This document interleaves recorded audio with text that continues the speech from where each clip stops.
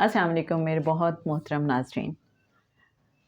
آج کل social media کا دور ہے اور ہم اس قدر ڈسٹریکٹڈ فیل کرتے ہیں خود کو کہ کسی بھی چیز کو فوکس کرنا، کنسنٹریٹ کرنا بہت مشکل ہو جاتا ہے.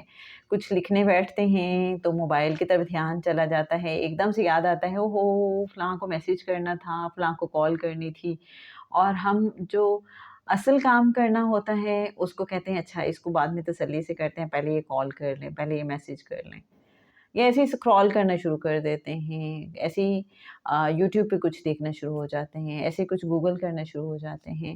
جو اصل میں ہم کام کرنا چاہ رہے ہوتے ہیں ہماری کنسنٹریشن ہی نہیں بن پاتی.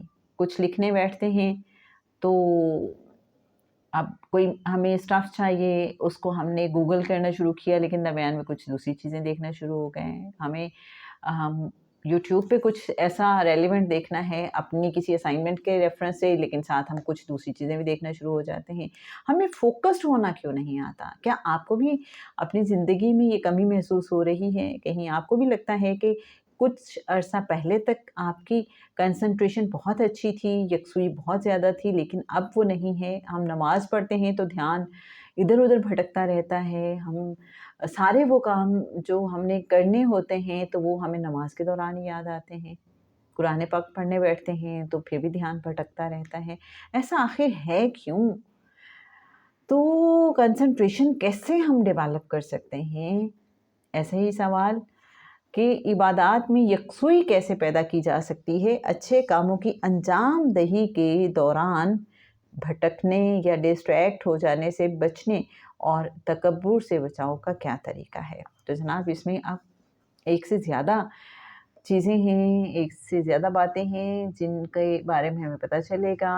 جناب سید سرفراز احمد شاہ صاحب اس سوال کا جواب کیا دیتے ہیں، آئیے دیکھتے ہیں. فرماتے ہیں کہ آپ کسی نئے ملک جاتے ہیں، وہاں کے شاپنگ سینٹر کے ڈسپلے میں موجود کسی خوبصورت چیز کے 2 نمونے خریدتے ہیں، ایک اپنی بیوی کے لیے اور دوسرا اپنے دوست کی فرمائش پر اس کی بیوی کے لیے. دوست کے لیے چیز خریدتے وقت ہمیں اس چیز کی قیمت کا بھی احساس ہوتا ہے.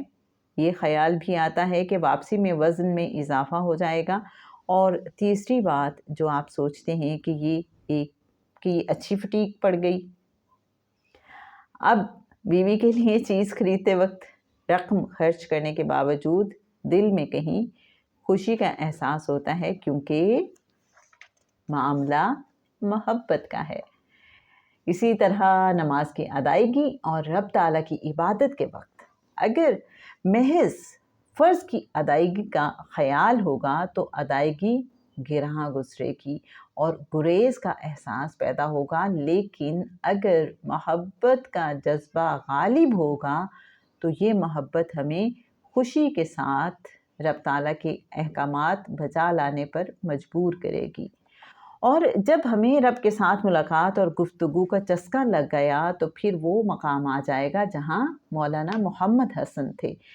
جب ان کی ٹانگ کاٹنے کے لیے آپریشن سے پہلے انہیں بے ہوشی کی دوا یعنی انہیستھیزیا دیا جانے لگا تو نشہ آور ہونے کے باعث انہوں نے لینے سے انکار کر دیا اور کہا کہ آپ اپنا کام کیجئے.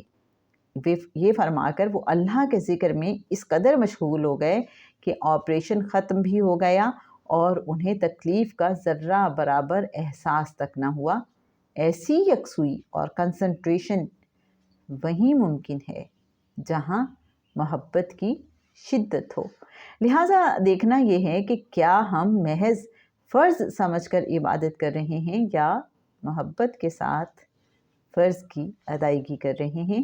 محبت ہو تو یکسوئی خود بخود آ جاتی ہے. اور جناب یہ تھا آج کے سوال کا جواب کہ یکسوئی کیسے حاصل کریں.